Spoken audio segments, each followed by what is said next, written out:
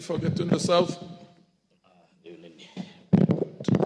Thank you, Speaker, for giving me this opportunity to contribute to this debate regarding the State of the Nation address given by the President last Thursday. Mr. Speaker,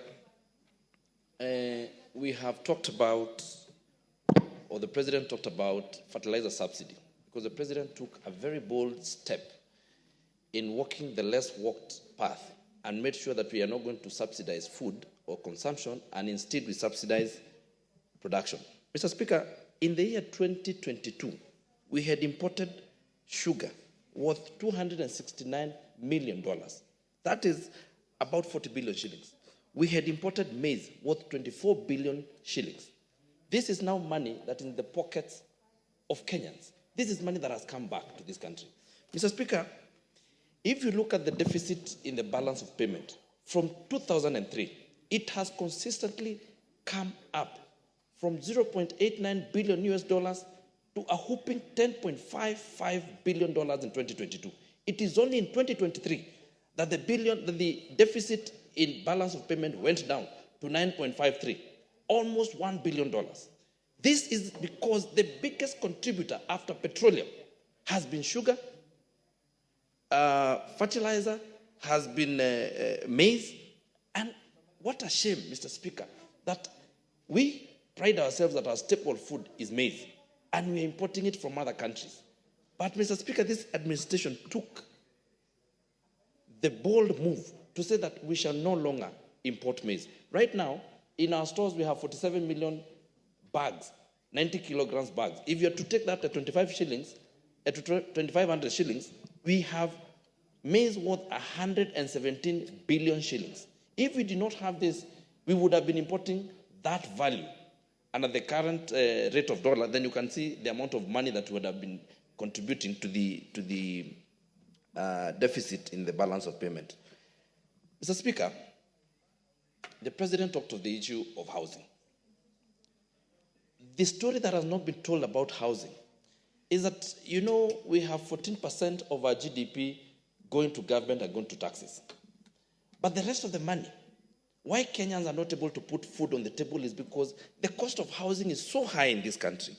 Mr. Speaker, we were trying, and the government is trying to dissuade private investors into going to building houses, because if you look at this country, the cost of housing is so high and housing is so lucrative. So everybody who has $1 million shillings, 100 million shillings in the bank will go and build a flat and only end up employing 2 people, a caretaker and a watchman.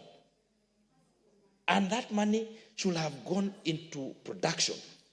I was having lunch yesterday with the gentleman, and he told me he has sold his flat and went and started production in Kiserian. He's now employing 75 people with the same 100 million shillings that he had put up a flat in Kino.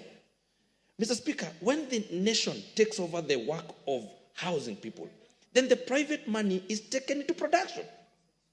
We stop making housing lucrative, government takes it, and then private money is taken to production. That is how we are going to create employment. Because, Mr. Speaker, the government cannot employ people, but employment is created by the private sector. And how do you make private sector employ people? You create fiscal policies that will entertain and encourage people to put their money in what is able to create employment. So, Mr. Speaker, if you look at how housing has been done in the past, we have been doing housing in a fashion that everything is tailor-made. Because when I'm doing a house in South B, I want my own windows, my own style of doors, my own style. But in this system, then production becomes easy because we're using the same doors, we're using the same hinges, we're using the same windows, and production becomes easy. This is a trend in all the developed world. Housing is a function of government. And Mr. Speaker, I have had the issue on education. And allow me to say this. I can see my time is coming to an end. Please add me 1 minute. So that I say this. On issue that has been vilified of education funding model, Mr. Speaker, it's a shame. You and I are people of means. And our children go to the same university where the people who cannot even afford to place a meal on the table are called to the same university and treated the same. You are asked to pay the same amount of money that that person who is at the lowest of You have half a minute, and then we... So, Mr. Speaker, what I'll say is, even as if we listen to the tone of the president, he's a president who has now seen that we need to listen. He said we must listen to the people, and we listen to them. But we also need to be very careful that we do not vilify every project that the government comes up with. Because in the end, we, the people who are on social media and in the mainstream media who are vilifying this, need to know that we're also in this country. If this country collapses, and the success of this government is the success of every Kenyan. So I submit and I support the speech that was made by the president. Thank you, Mr. Speaker. Honorable members.